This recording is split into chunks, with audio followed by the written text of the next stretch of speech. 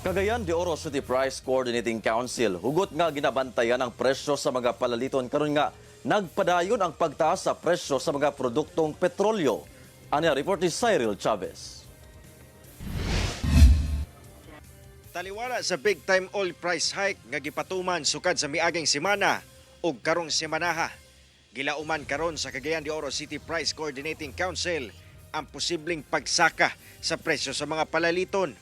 Matod ni Attorney Edgardo Uy, kinsa Vice President sa CPCC, nga dili gyud malikayan nga mosunod na og saka ang presyo sa mga nag-unang produkto sa merkado sama sa karne, isda, gulay ug mga basic commodities.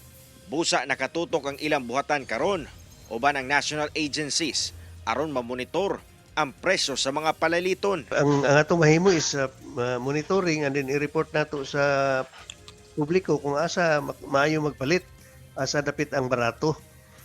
Kay ingon ana ra man gid karon ang atong makita lugar nga maayong resulta sa atong monitoring.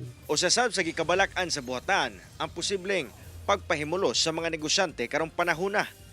Pipila na niini ang profiteering, hoarding o cartelization sa mga negosyante, ingon man ang posibleng pagpanic buying sa mga konsumante. Gawno na mi og issue og advisory against ana nga mga practice, profiteering, hoarding yun, particularly kay mamanang mas dali lugar buhaton kung naay mga unscrupulous nga mga negosyante. Hinoon, sa karon wala pa'y na-monitor ang CPCC nga insidente sa panic buying, ingon man household hoarding sa mga nagkadaiyang commodities sa syudad.